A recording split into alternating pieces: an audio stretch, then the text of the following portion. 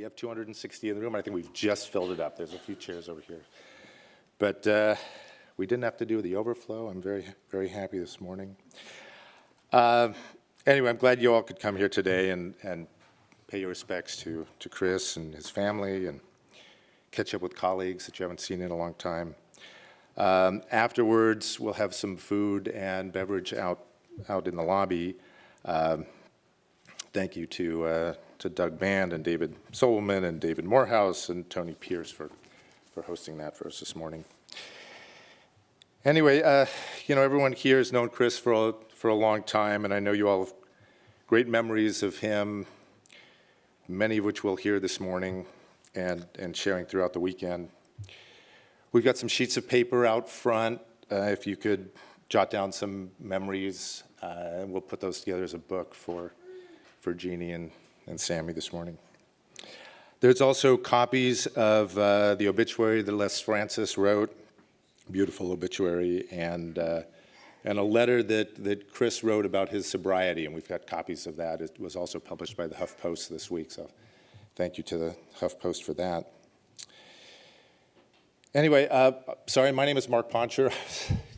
I was Chris's business partner, and I met Chris back in 2005 when I started with the Clinton Global Initiative, and I was brought in after the first year to kind of be the team to get this, take that seedling that was CGI and create it into what it was, which was just an amazing organization. And Chris was the one that taught me all about protocols and all the nuances about dealing with politicians, and he was also very quick to point out issues and problems, and every once in a while he would tell me that things would go right.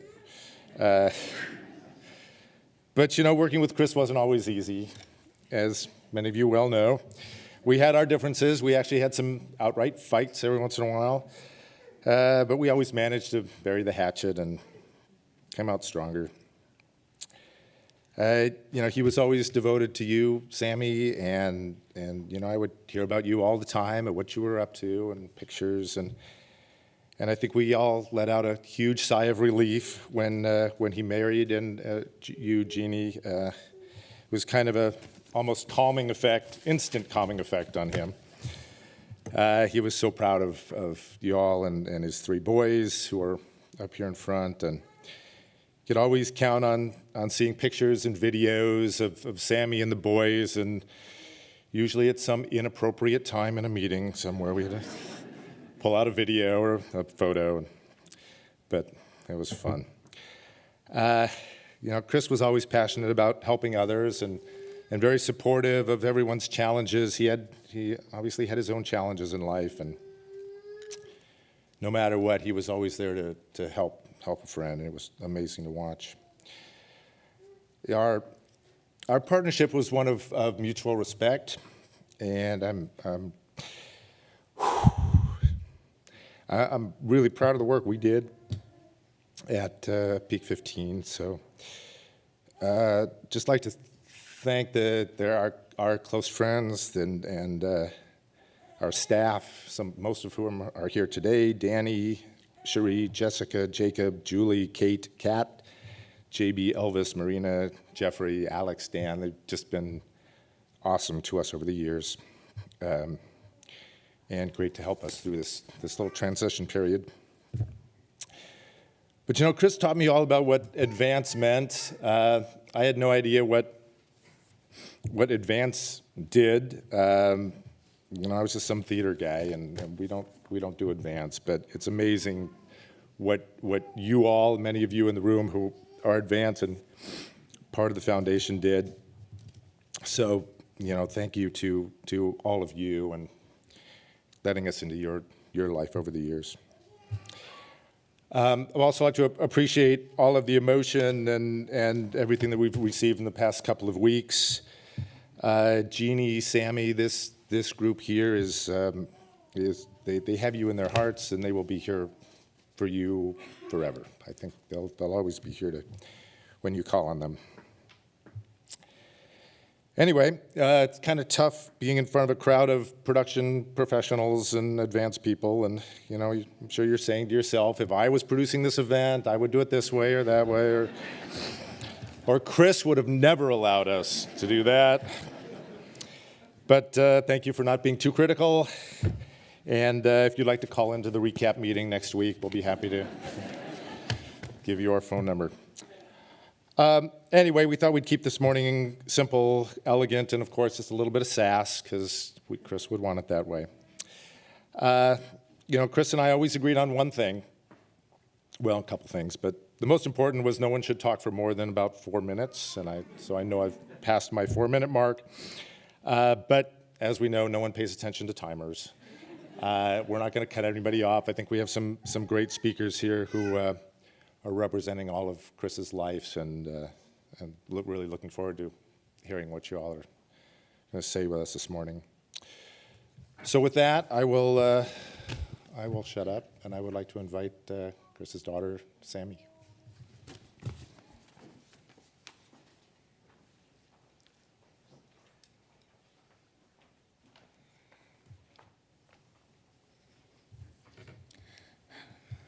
God, grant me the serenity to accept the things I cannot change, courage to change the things I can, and wisdom to know the difference. The serenity prayer was something my dad tried to live by every day. For those of you who knew him well, my dad had an abundance of courage, plenty in wisdom, but maybe not as much serenity. I'm going to do the best to live my life the way my dad would have wanted me to, with his mantra in mind. But not having here to guide me is going to be really hard. I would never admit this to him, but my dad gave some really good advice. He was the silliest person I knew, but when I needed him to be serious, he had endless wisdom. There was never a problem of mine he didn't have a solution for. I tend to worry about everything, which is something he loved to make fun of. But when I was really anxious about something, he would tell me not to focus on yesterday, not to focus on tomorrow, but just focus on today. He taught me that you can't control things of the past and future, so there's no point in wasting your energy. Instead, he encouraged me to put that energy into things that are worth worrying about. Though easier said than done, this is something I try to remind myself of every day. He always pushed me, sometimes harder than I wanted him to. He pushed me because even though I doubted myself, he knew I was more than capable, whether it was school, running, or even learning how to drive. The first time I drove with my dad was just a few days after I got my learner's permit. I figured we would just go to a parking lot and drive around so I could get the hang of it, but I was wrong. Minutes later, I found myself doing a U-turn on the busiest road in Arlington. I was so mad at him, and I remember how hard he laughed at me. His philosophy was just to jump right in, and eventually you will get the hang of it. This is not my ideal philosophy, but pushing me into this mindset has made me more open to trying new things, even if it feels impossible. One of my dad's favorite things to do is to travel. His culture and experience was something he took pride in, and wanted me to have even more than he did. Though it was hard growing up with him traveling so much, the stories and presents he brought back from his many trips were worth waiting for. He sent me endless postcards with pictures of all of the places he loved and wanted me to see. I have saved many of these postcards, and I plan on visiting every picture. My dad loved to read, and he loved to read to me. Even when I was well into reading by myself, he would read to me every night before I went to sleep. When I was 8 years old, my dad introduced me to Shakespeare. Yes, at the age of 8. Every night, my dad would get out his iPad and read me classics such as Romeo and Juliet, Hamlet, Othello, Robinson Crusoe, Huck Finn, and all of his favorites. His love for reading fueled mine, and I cherish this passion that he passed on to me. In addition to all of these life goals and wisdom he gave me, he really knew how to make me laugh. Embarrassing me was one of his favorite things to do. Whether it was turning up the music really loud and singing at the top of his lungs when he picked me up from school, or honking the horn every single time I got out of the car. On visiting day at sleepaway camp, when other parents brought their kids chocolate and candy, my dad would bring me vegetables. Weird vegetables. One summer, he brought me a huge eggplant. Another summer, it was a raw, whole artichoke. He would laugh hysterically before I even saw what it was.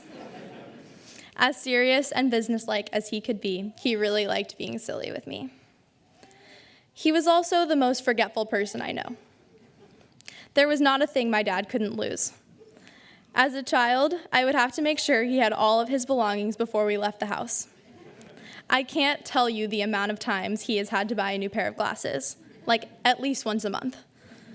Having to remind him of all of my events more than once became a normality, and though it wasn't the most convenient and appreciated trait, it's one of the things that I will miss the most. There are no words to truly describe how much I will miss my dad. His absence in my life is not one that can be filled by something else. A piece of me has left with him. But I will take what he taught me and lead the very best life that I can. God, grant me the serenity to accept the things I cannot change, courage to change the things I can, and wisdom to know the difference. I love you, Dad.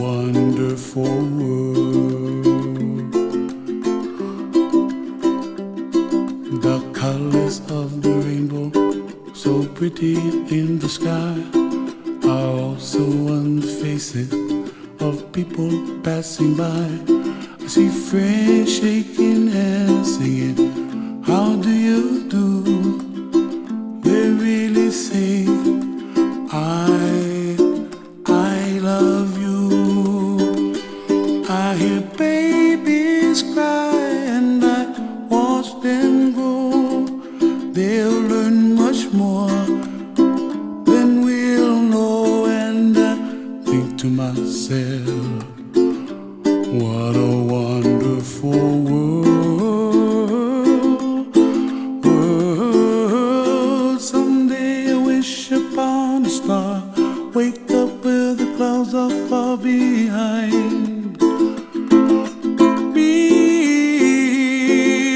trouble melts like a lemon drops high above the chimney top. That's where you find me, oh, somewhere over the rainbow, way up high. And the dreams that you dare to, why, oh, why can't I?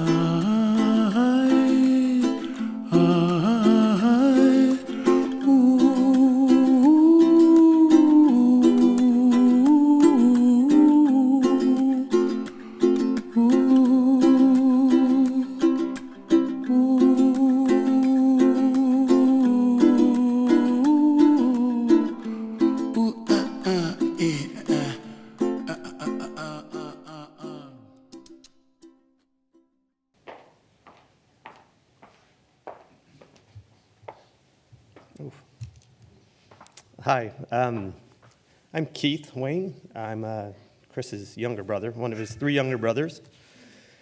And didn't expect to be here today until a week or 2 ago, I guess. So I've struggled with what to come and say, or how to share my experience that I had over the last 49 years with Chris. I guess when I think of Chris, he lived such a diverse life, and he did so many things. What he accomplished in 52 years should take 152 years. It blows my mind. Traveled the world. My experience with Chris, he was 3 Chris's. There was the Chris I grew up with, who was a challenge. I loved him, but he was better at everything. And so that kind of got old. He had this great group of friends. He was a great skier, great basketball player. Anything he wanted to do, he was just great at. And he was just charging forward so fast, we couldn't even keep up with him. So there was really no point in trying. He ran into a time in his life that he's recently explained to me and my girlfriend Shelley as the pause. So during the pause, he wasn't really Chris. He was sort of in this, trying to figure out who he was, and then he went into recovery. And through recovery, he became the next Chris of his life. And he protected his sobriety with everything he had, which meant, to a certain extent, moving play places, moving play friends, and changing what he did. And he came out to, he finished school at Davis. I was actually there with him, which was nice. And then he moved out to the East Coast here and started his career in, I guess this is what he does. So it looks good. And I became disconnected with him. I had a young family. He had a family and a career he was starting.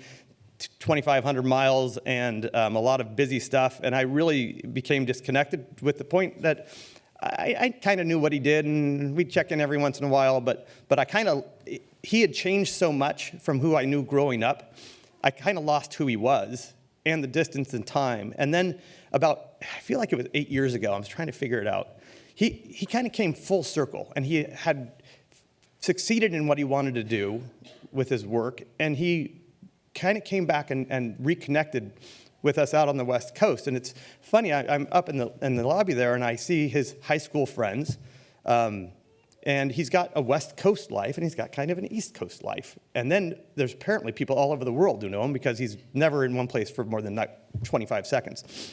So you did say I got more than 4 minutes, right? No. Anyhow, during all these changes in his life, there were constants. The core Chris was always constant, and that core always loved people, and he was not concerned with the details in life. He was marching forward, and it was all about the people. And he loved to exercise. He loved activities, and he was a determined person to accomplish anything that he wanted to do, and obstacles were not an issue. And few years back, Jeannie and Chris had rented a house in Breckenridge for the summer. And like everything that he had, he wanted to share it with everyone he knew. And he invited all of us out, and I went out with my family, with my 3 kids, for a week. And we rented a car, well, we flew into Denver, rented a car, drove out there, and I wasn't there 12 hours, and he said, I got to go to New York in 2 days. Whatever. That's just how it was with Chris. Something about this client and only me, and I've got to be there, and I'm like, okay, that sounds great. So he wasn't leaving for a day or two. And every chore in his life he made into fun. So he had somebody set up a rental car for him in Frisco, which was about 10 miles away. And he decided that we were going to run to Frisco on this peak trail. It's 10 miles at 9,000 feet. So I was smart. I brought my bike with me. And so we took a gondola up, and we jump on this trail. And, going uphill, he was beating me because I couldn't breathe, and he's fast. And then once we hit the peak, I had him because I can go 20 miles an hour downhill. So I started doing some side trails, and about 90 minutes or so into this ride, I had lost him. I come back on the main trail, and there he is, with his skinny little legs running through the woods. And he can't hear me. He's got his earphones in. And so I'm just hanging out behind him on this single track, and there's a steep piece. And here comes this hiker at him, and I see him look up at the hiker people, miss the detail, tree root, and down he goes, hands down like a penguin just sliding down this dirt. And I'm like, you gotta be kidding me. I mean, his face was in the dirt. So I ride up and I said, hey, just calm down, don't get up. Let's make sure you're good. And he's up and he's got blood and dirt and he's all scratched up and bleeding. And so I take my camel pack off and I'm watering him down. And I'm thinking, all right, we're gonna walk the last 2 miles or what are we doing here? He said, nope. Starts running again. Well, you gotta be kidding me. I mean, there's blood dripping off of him. And this is just Chris, so I got ahead of him, just forgot about him. I'm gonna go and I'll meet you in Frisco, right? So we get to Frisco, and of course he doesn't know exactly where the rental car place is because he didn't call the rental car place. So when we find the rental car place, it's closed.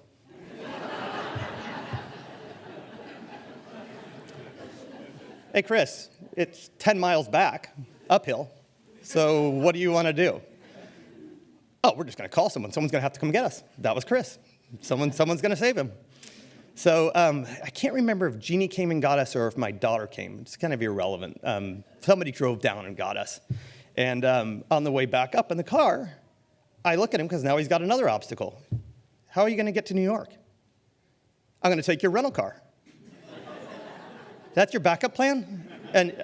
But having known him for this long, you just had to let him go. I mean, you just got to let him do what he's going to do because Chris was always going to be Chris. And Chris was going to do what Chris wanted, and he was always going to take care of the people around him. And he really was all about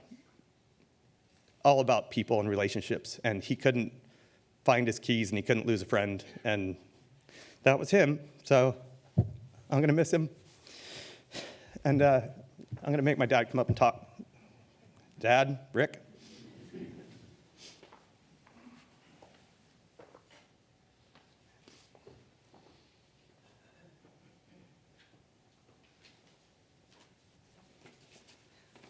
Thank you, Keith. And thank you for everything you said. Some of those stories I've heard for the first time, by the way. Well, one of the things that not only Chris but my other sons have always said is, Dad, keep it short. They hated my lectures, so I will keep it short. You know, in deciding what to stay for, well, let me back up. Let me first thank everybody for coming. I know this probably wasn't convenient for anybody. Everyone made plans, changes, showed your dedication, your love, your friendship, and I want to thank you for that. Well, some of you know, many of you know probably, Kim and I adopted Chris at a few weeks old. He was our first child, and that meant he had to endure our learning how to be parents. And as you've heard, Chris was the easiest kid in the world, right? Well, we had to learn a bit too, in fact, quite a bit. Some of it, I think his brothers probably would have been happy if we hadn't learned because we tried to treat them the same way. And we began to understand if you have 4 boys, you have 4 different people. And they were all very different, all very different. Chris, you know, you've heard, Chris has always had a strong sense of what he wanted. And as his dad, he often didn't hesitate to ask me, can I do this, Dad? Will you give me this? Will you buy me that? But one time he brought me up really short when he was in his late teens, after I scolded him one more time for asking for something that he should know better. He said, Dad, my job is to ask. Your job is to say no. It only lasted until he left. Well, you've heard Chris loves sports.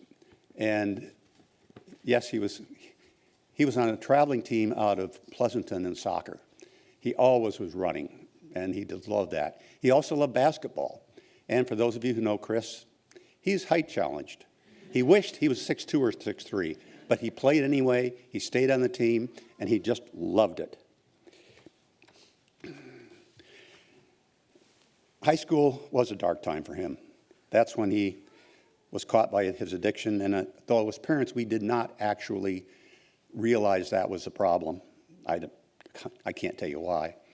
But he made it. He one day asked for recovery. I think any of you who have not read the story or the op-ed piece that he wrote that's sitting outside, I encourage you to do that. It talks about when he was found by a policeman in his car and was awakened.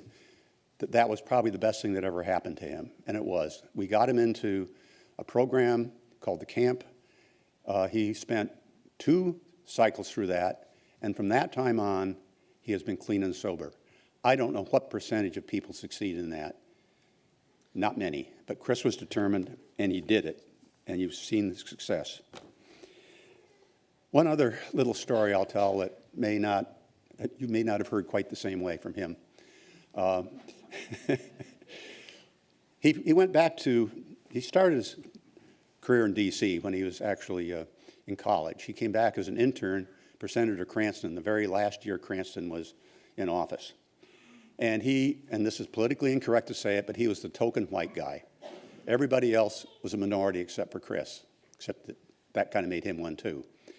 But he was a little older because he had succeeded in getting himself clean and sober, getting back into UC Davis, I think as Keith mentioned. And then he managed to be just a little more mature than the other interns, and so people kind of began to notice him. And he made friends, as he always does. One way is that he got invited back the next year to some kind of intern post, and it was through a person that he knew who had an uncle or a relative that was fairly far up in the Democratic Party. So he got sent into the First Lady's office. Now, I know you know that he worked in the president's office, but the way he got there was that he went to Hillary's office. They didn't know what to do with him. So, like most good wives, she sent him off to her husband to deal with. And that's how he ended up in the president's office, in a junior position, and ended up in advance. So you might say, what an incredibly lucky break, but I think you've already heard, Chris always made his own luck in his own way. We're going to miss him hugely. I don't know how it's going to go, but he will be with us forever. And I think next is his mom, Kim, who's out there somewhere.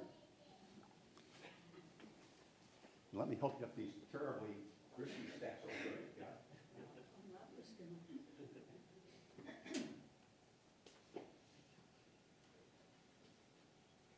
Are you going to make a call? I have my own reasons.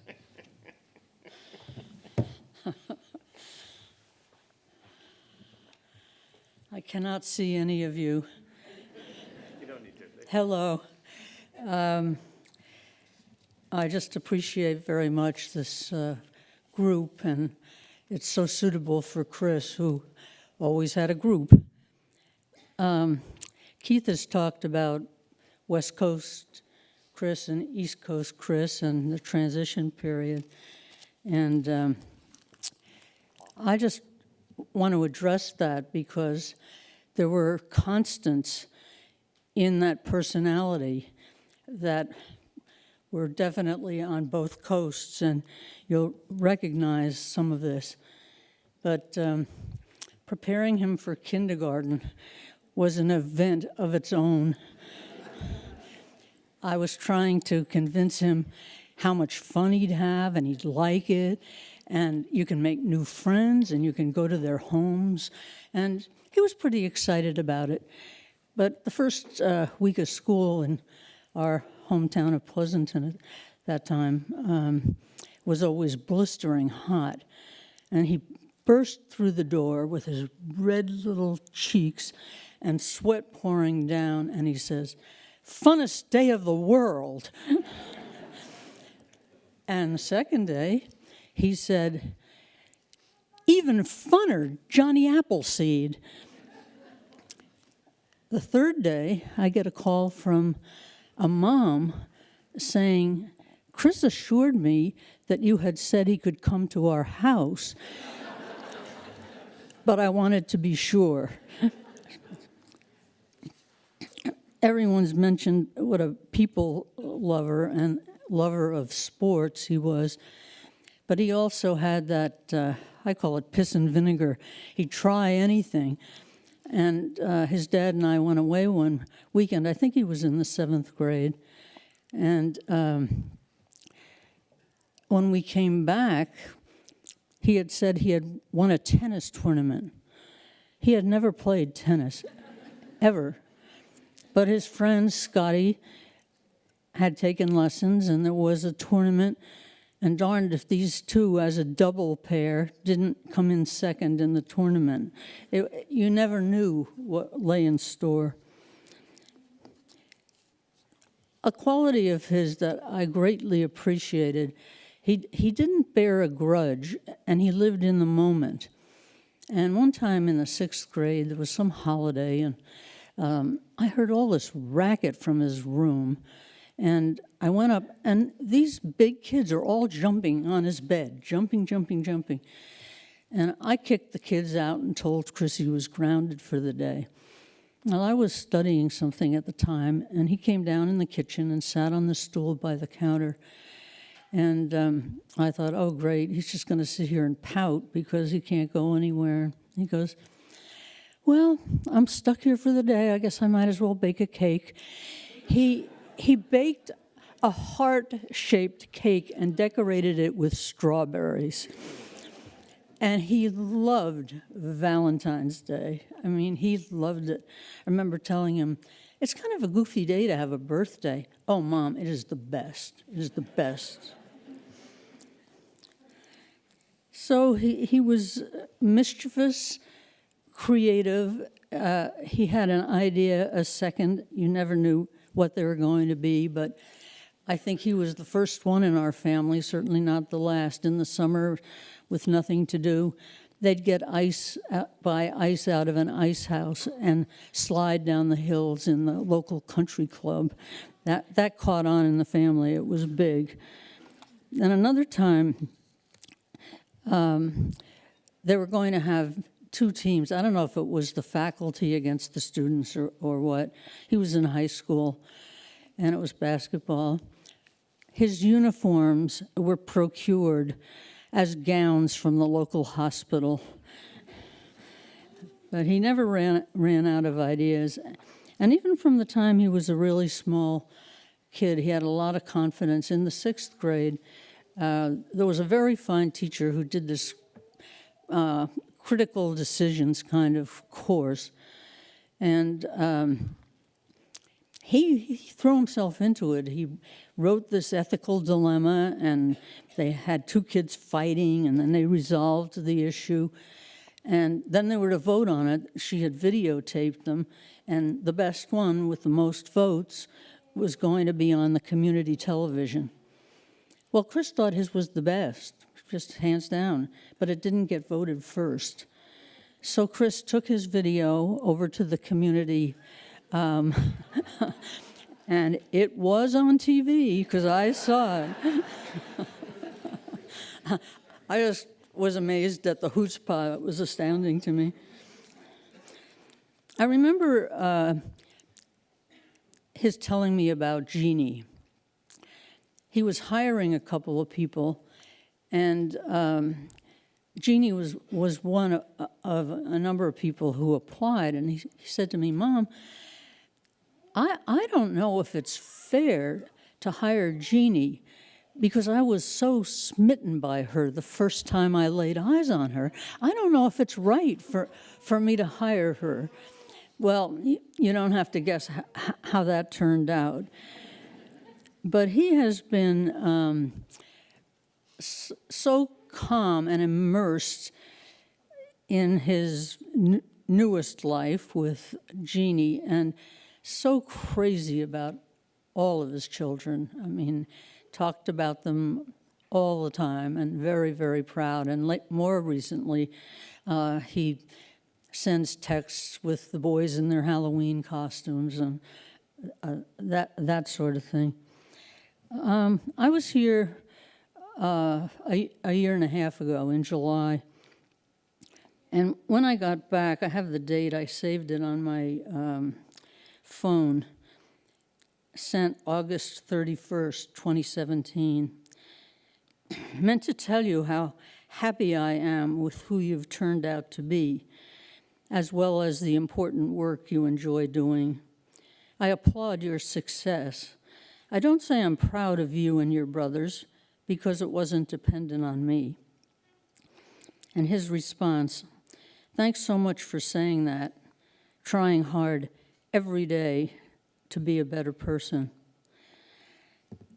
The scriptures tell us life is changed, not taken away, and what I know, love will never die.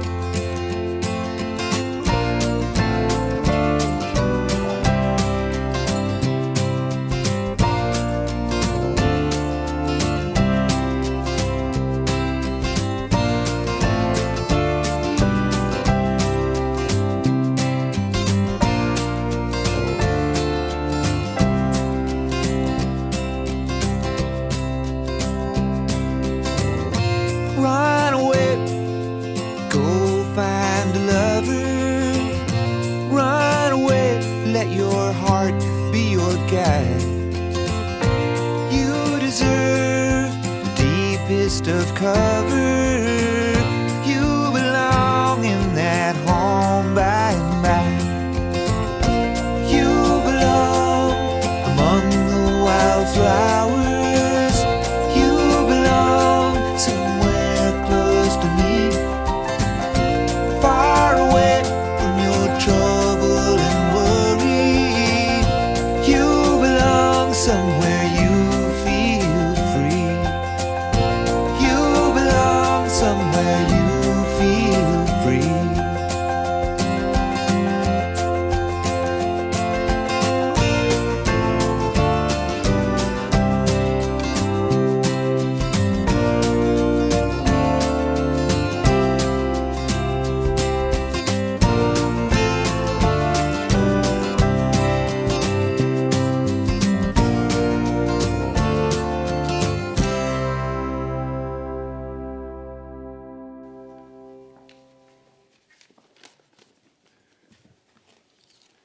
My name is Ethan Rosenzweig, and I was going to tell a story about when I first met Chris.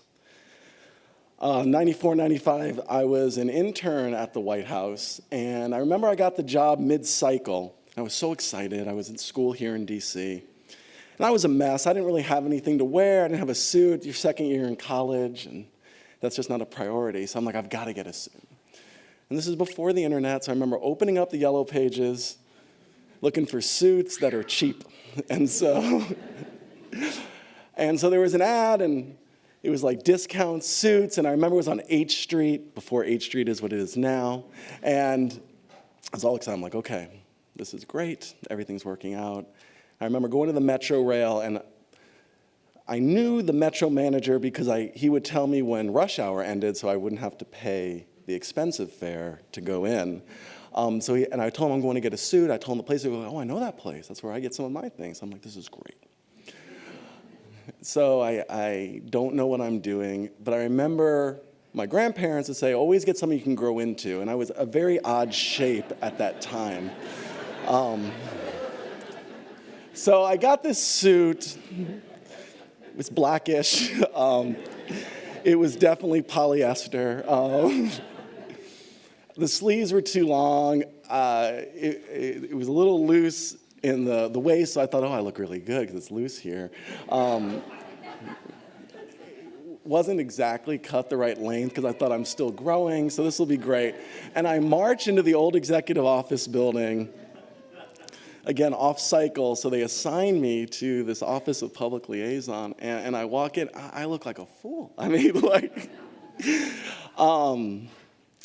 and people look good that were working there. I also remember that. So I'm like, oh, I fit in great. I'm in a suit, they're in a suit. And Chris saw me and just smiled so big and, was like, oh, my name's Chris. I'm like, I'm Ethan Rosenzweig. He's like, who? I'm like, Ethan, like Ethan Hawke, who was a very, famous actor at that time, I suppose. And so my name became the Hawk all of a sudden for the last 25 years. But more importantly, Chris saw, and I think when I want to talk about what he saw in all of us was something outside of the outward impressions. He saw that I had gifts to share. And I think, for the last 25 years, we've been closest of friends. And the theme underlying our journey was his commitment to help me and others find our gifts. And not just achieve our short-term goals, but the more impactful ones. He knew everyone had a gift, and as his career flourished and his network expanded, he demonstrated that helping others unlock their gifts became his responsibility, and the responsibility to act, and the responsibility to reach beyond success and significance, to move from excellence to eminence. And it wasn't always easy to find people's gifts. In the '96 campaign where I met a lot of you, trust me, there were nights on the phone at 2 a.m. when I'm calling Catherine and Dan and Paige, and Chris has that short temper we'll all talk about, and I'm like, I'm not sure these folks have gifts right now to share. And he was so unyielding, he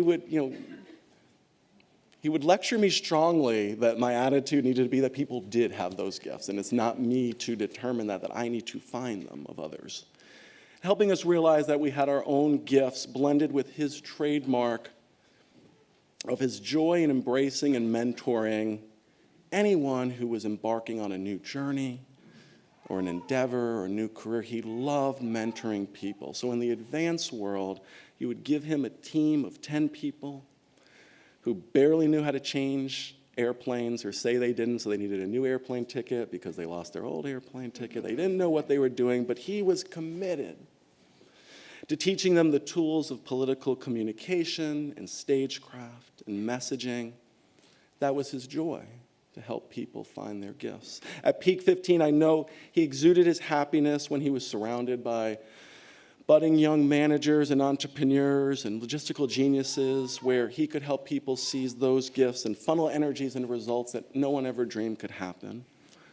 We saw him with his excitement when he helped his clients discover gifts that they never knew, that they could share with others. He would partner with them to share messaging, and the energy he got from that was incredible.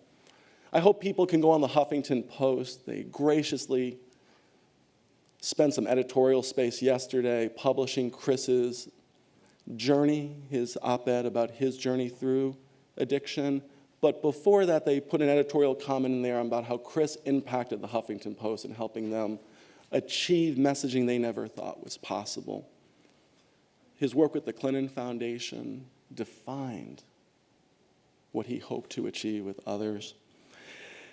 So we would talk a lot, at least once a day, sometimes twice, for all these years. And there were times where I'd be too busy, I didn't want to chat, so he's like, you're going to talk to me. So he would text me to bait me into calling him back. So he knew my vices. Cheap airplane travel, business class. So he would text me like, oh, there's a big sale right now in Atlanta. I just found it. You've got to call me right now. And so I'd be like, leave any meeting that I would have. I'm like, oh, what'd you find? He's like, oh, no, I just need to tell you about the Peterson Foundation, which was one of his clients, and about how they're going to have this conference about the national debt, reducing the national debt. And this is the most exciting thing. And he had to tell me about it to just let me, to verify this was the most exciting thing. I'm like, are you serious? You're calling me right now about this. But that was the joy he got in helping other organizations spread their message. He confronted and helped those confronting addiction in any form. He provided unyielding support to others going through the journey he went through so that they could find their gifts and have a compass on how to move forward. I think outside of his family, he took this obligation as serious as anything. If you don't mind me sharing another story, we were in San Diego together on a trip, and I had a tragic fall. I ripped my knee in lots of places, required a lot of surgeries, but I was being very stubborn and I wouldn't go to the doctor because it was out of the Emory University network and I wasn't going to pay extra or get a penalty for this in San Diego when I'm from Atlanta. So I'm like, I'm fine, I'm not going. And this again required 3 surgeries later, so the pain I was suffering was tremendous. And Chris was apoplectic that I wouldn't spend this money on my own health. So I'm crawling through a hotel, literally crawling, and Chris is trying to get me to my room.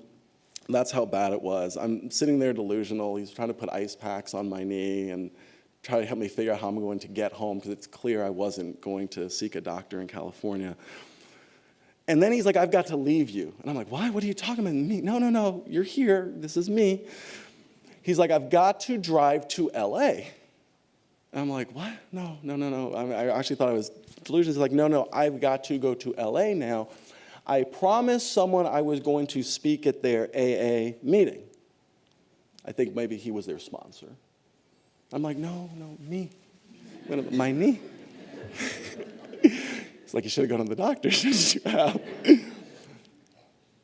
And I understood that commitment, and he went, and being Chris's mischievous self, he left a box of Band-Aids in my room when he got back. But again, that's the commitments he had to helping other people move forward and find their gift. We know he had a short fuse. You've heard people to allude to it kindly. It was short. Could be me. I know his family knows this as well. But as much as it turned on, it would turn off. And I think so much of our relationship was navigating those short fuses.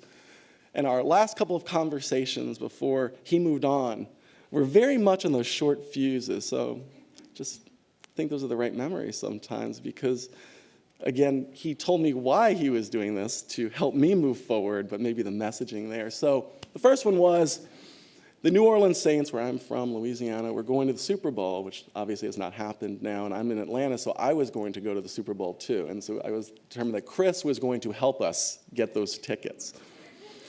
And so Chris texts me, he's like, oh, I've got our tickets. And I'm like, oh, this is great. And then the Saints lost. So I'm like, well, I'm not going to go now. So he's like, oh, we've got the tickets. You're going. I'm like, we're going to sell the tickets. And Chris is like, no, that's not how this works. I'm like, well, you're not staying with me. And so we're going back and forth about this. And that led to what I kind of find very apropos was that Chris was helping me move to a new journey, helped me find some new gifts for me in the physical fitness realm, in that he was helping me train for some more long distance running, where I consider long distance for him it was a warm up, and helping me discover those gifts at the same time. So as we're texting, he adds in someone else to explain to me the benefits of hot yoga. And if you've known me, I can barely bend down to pick up a pen, let alone do any type of yoga stances. I'm like, I'm not doing this, and you're not going to distract me from the Super Bowl tickets either, so don't try to throw this into me. So we're going back and forth about this yoga, and I've priced it out. I've done all of this. And I'm like, I'm not doing this, and enough, and I'll buy those damn Super Bowl tickets. Just leave me alone, because I'm not doing the yoga.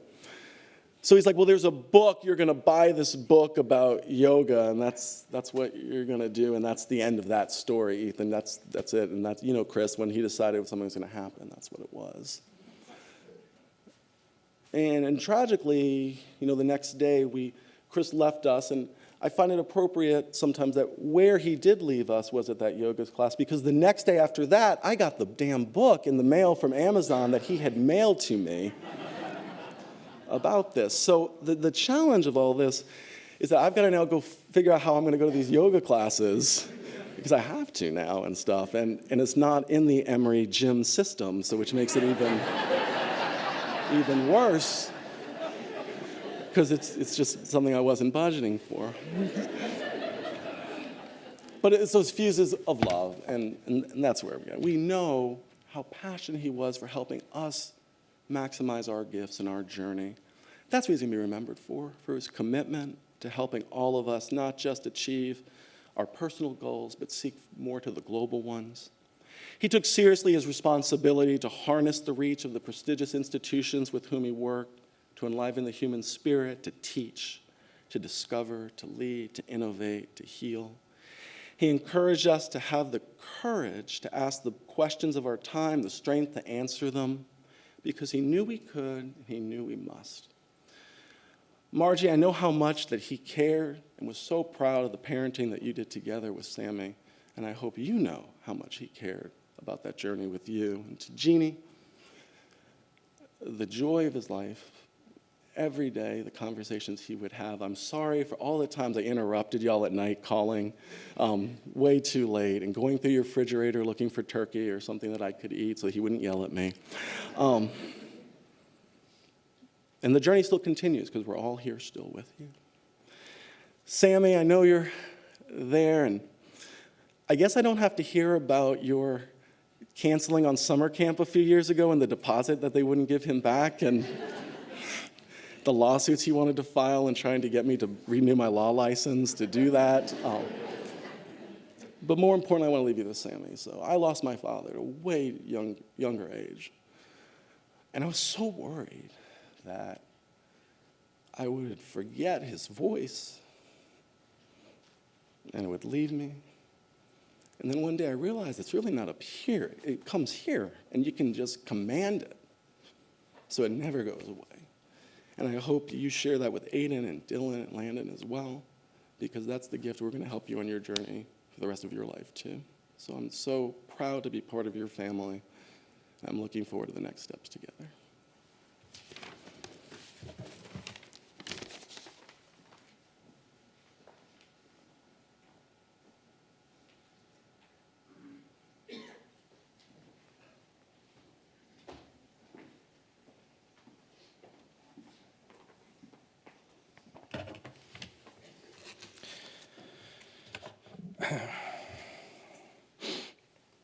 Thanks, Poncher. I get it, the boring, serious guy after one of America's nicest, happiest, funniest human beings, the Right Reverend Hawk. You know, I heard Chris's cardinal rule on public speaking probably hundreds of times, so not speaking for more than 4 minutes was his thing. So here goes, old friend.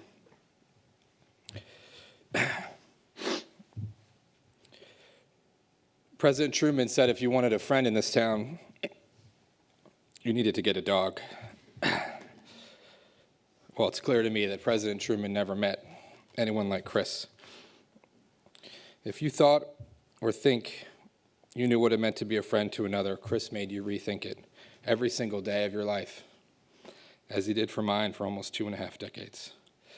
He taught all of us how to be a friend, a genuine and real one. He guided you without your even knowing it. He taught you how to treat others, showed you how by illuminating a path defined by loyalty, warmth, care, and a genuineness not seen in today's world. That friendship, his friendship, was a gift and not one that I, nor you, will ever forget. You could count on his word no matter what. He was unfailingly loyal, even to those who weren't to him. He held no grudges, no biases. He was genuinely happy with who he was, grateful for the amazing life he led and for his family.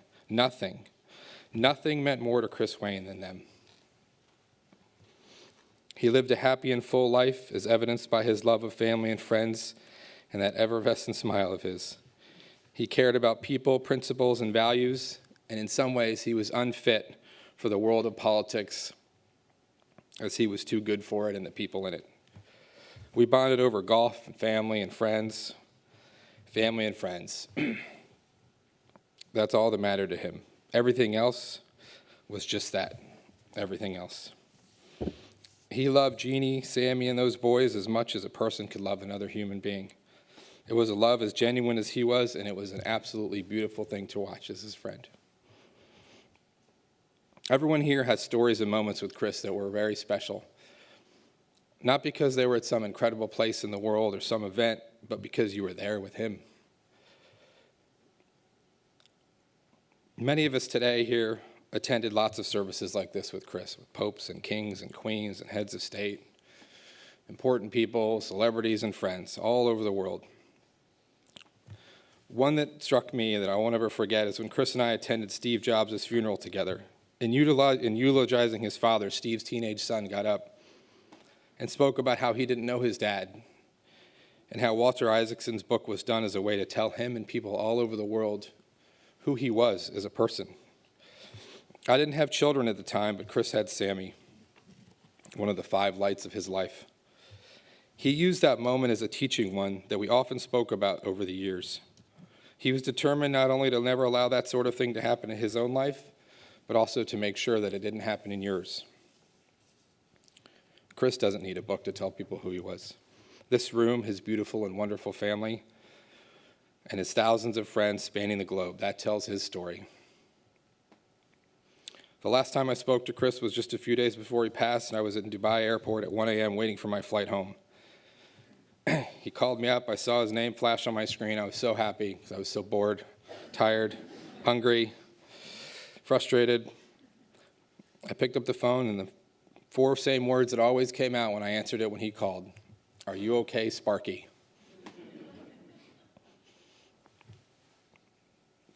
I will miss that question from him for the rest of my life.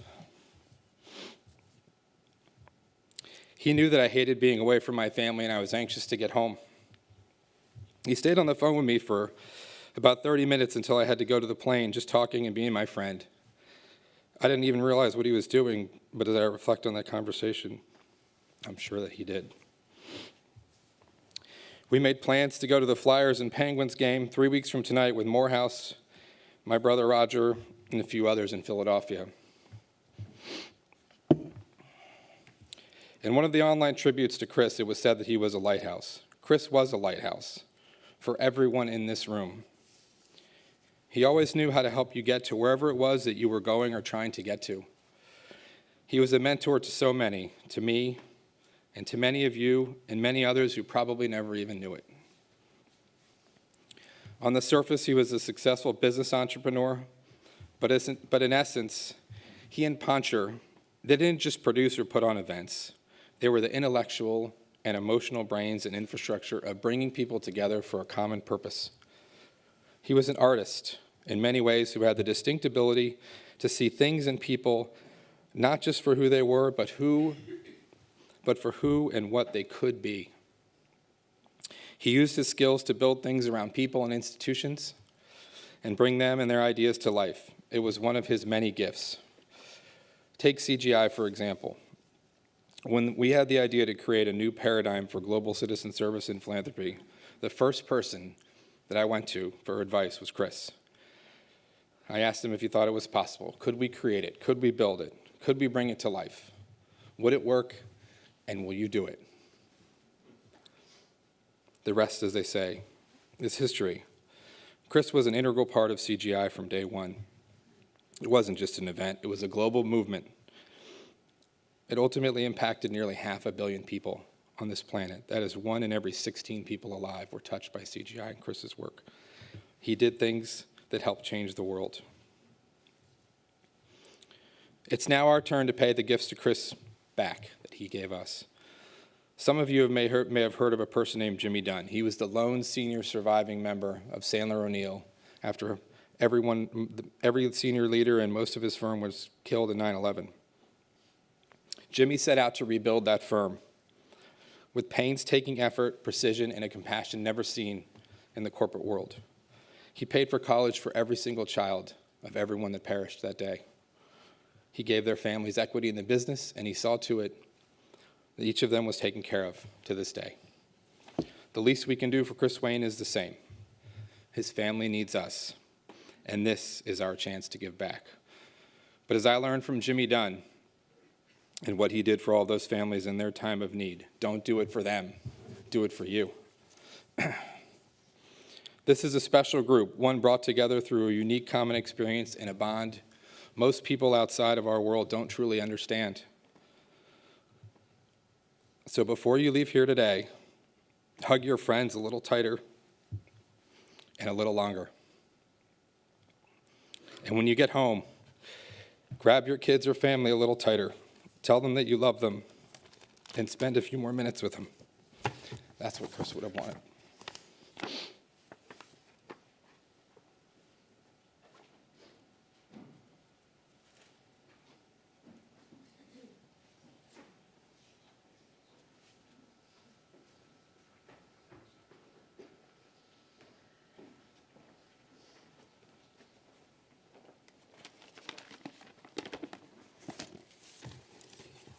Well, I can guarantee I'm going to break the 4-minute rule.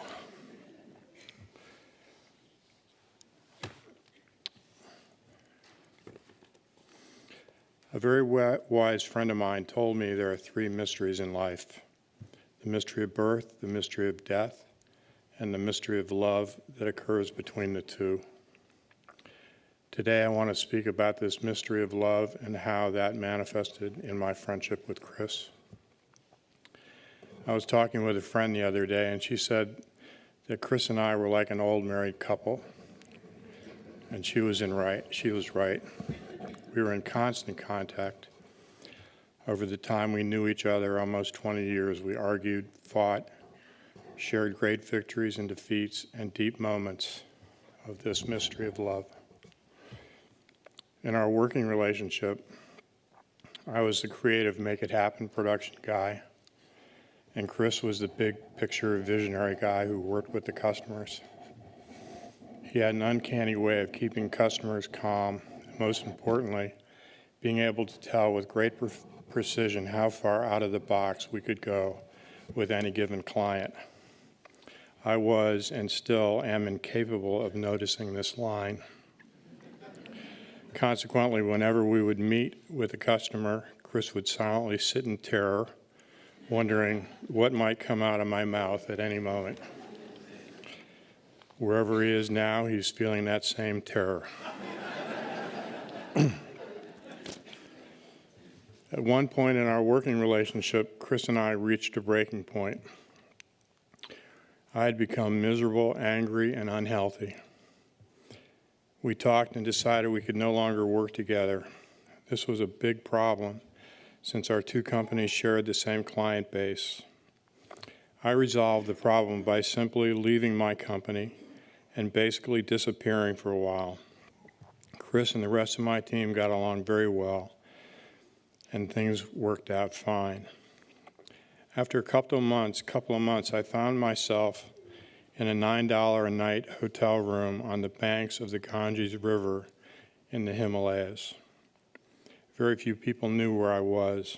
My phone was off most of the time. I was hanging out with a spiritual teacher I really enjoyed in an ashram there in Lakshman Julia. One night I'd left my phone on by mistake and I got a call. I answered and it was Chris. I was sleeping and I said, "Give me a minute to wake up." Chris said, "What are you doing sleeping in the middle of the day?" I said, "Well, I'm in India, in the Himalayas." He said, "What are you doing there?" So I'm studying in an ashram, I'm praying, meditating, trying to figure things out. He was kind of silent for a second. And you have to really know Chris to appreciate the particular moment. It was a classic example of our relationship. Now, I was just not out of the box. I was out of the box that the box was in. He said, "When are you coming back?" I said, "In a couple of weeks, but then I'm coming back again." He said, "We have to talk when you get back. This whole situation is stupid. We need to work things out." 3 weeks later, we met. It was a very awkward moment. Neither one of us wanted to start. Finally, after a couple of minutes, I said to Chris, "Look, I don't want to rehash the past, but there's one thing I want to talk about. I've learned that each of us has a deep intuition that is always directing us towards our purpose, towards the best way for us to manifest our gifts and talents and be of service to the world. I've also learned that when you violate that intuition, you suffer. And I've been violating that intuition for many, many years and suffering for many years. And then blaming others for my suffering, mainly you. And not only that, I would tell anyone who would listen that it was your fault that I was unhappy, that it was your fault that I wasn't realizing my dreams. And I can only hope that someday you'll forgive me for this because it's simply not true."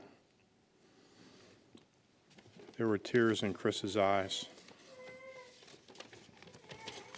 And then I said, "I want to be a filmmaker, a storyteller, a spiritual wanderer.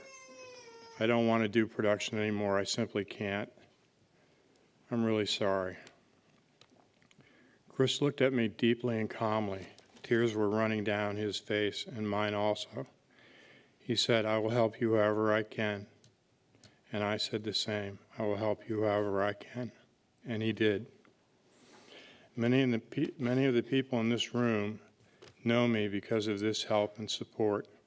He introduced me to many people, involved me with many projects, inspired me with many ideas and schemes and plans. And I became a filmmaker, a storyteller, and most of all, a spiritual wanderer. This was one of those moments of the mystery and power of love that manifested between us. It was a moment that forged an unbreakable bond between us. There was nothing that could not be said or heard between us that was not grounded in this moment, in this mysterious power. We helped each other. We taught each other. We learned from each other. His courage, his loyalty, his friendship was unequaled. Chris was a unique human being. He was certainly flawed and dealt like all of us with his demons. But anyone who really knew him knew of the person, the deeply loving person of which I speak.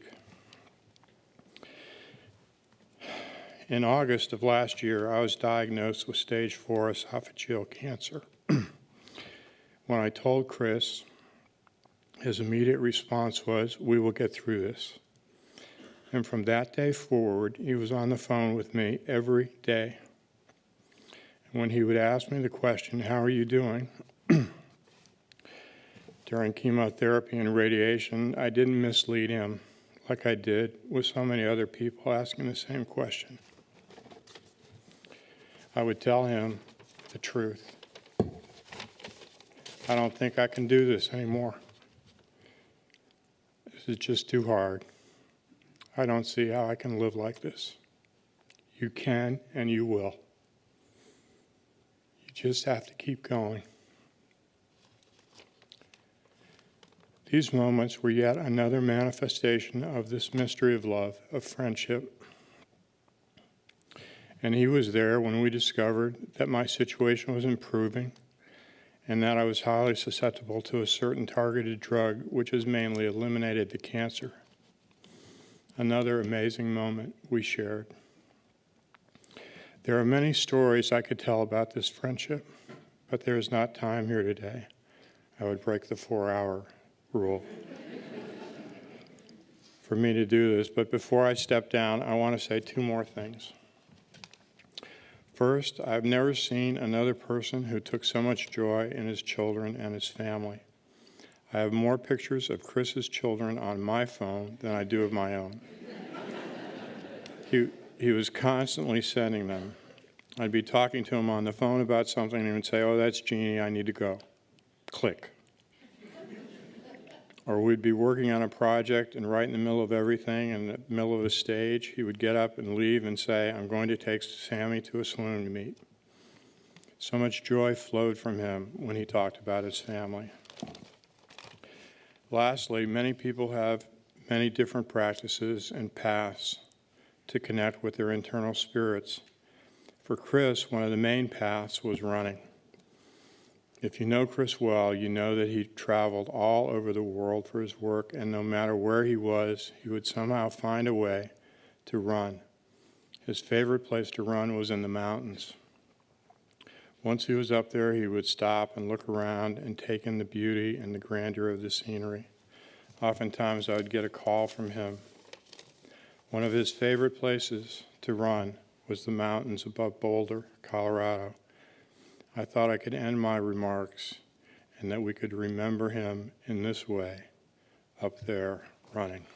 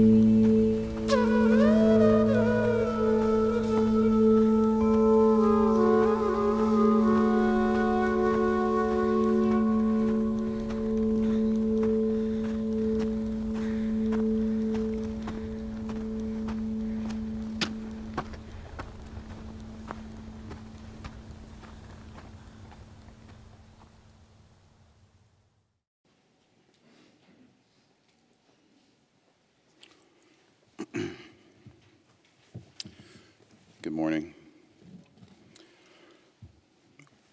President Clinton had hoped to be with us, but wasn't able to return from overseas in time to be here this morning. He asked me to read this letter on his behalf.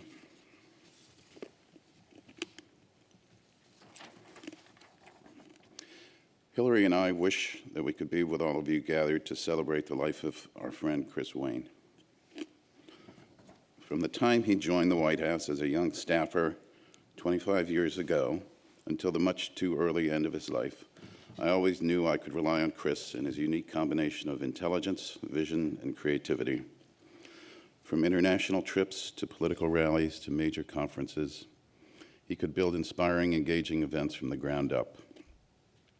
He was great at meticulously planning every detail, and when those careful plans sometimes had to go out the window at the last minute, he was an even better improviser.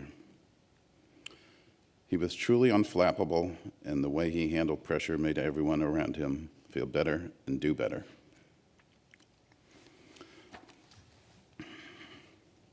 When we held the first Clinton Global Initiative meeting in 2005, I had no idea what to expect or how many people would even show up.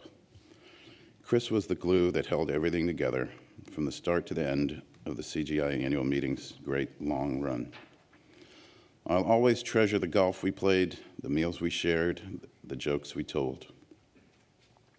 And I'll always admire Chris for the life he made, one built like his famous events from the ground up.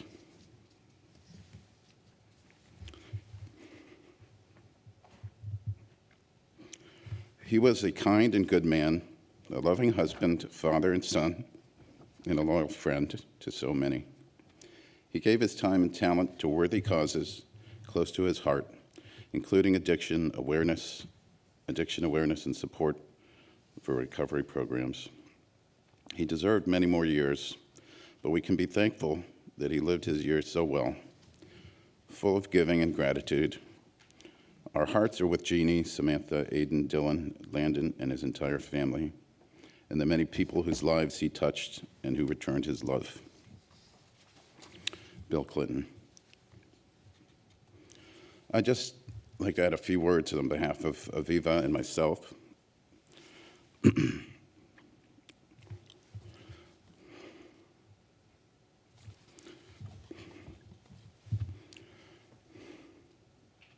When I first met Chris at the White House, I could instantly sense what a kind and caring guy he was.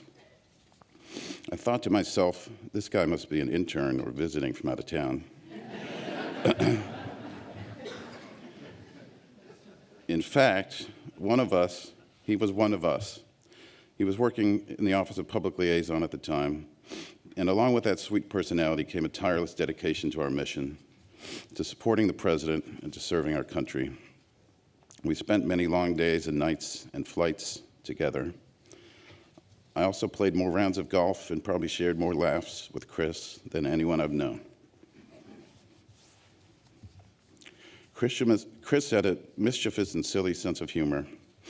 It was suggested that I wear a goofy hat this morning in honor of Chris and the tradition that he created in the White House Advance Office of Funny Hat Fridays. But as I pointed out, today is not Friday. So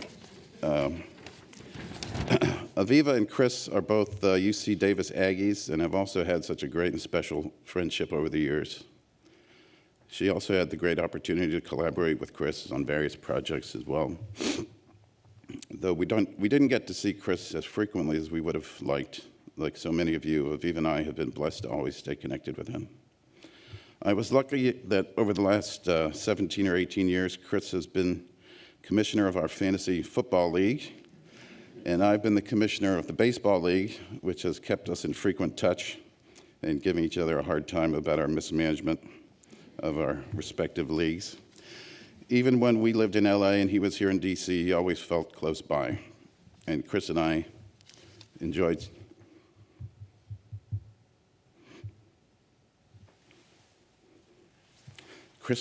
spending a few days together in New York each September around the CGI annual meeting. Chris was such a positive presence, and I expect he'll remain that positive fixture in our lives, a North Star for all of us. We were lucky to have Chris in our lives, and our memory of him will always be a blessing. Thank you.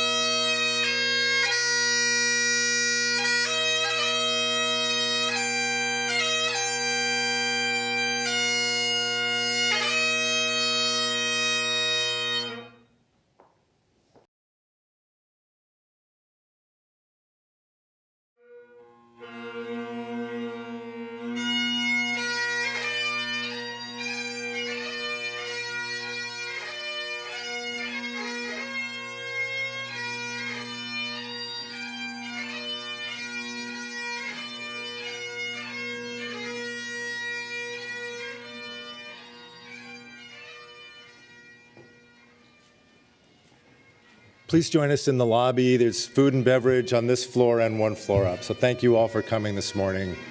Thank you for being here.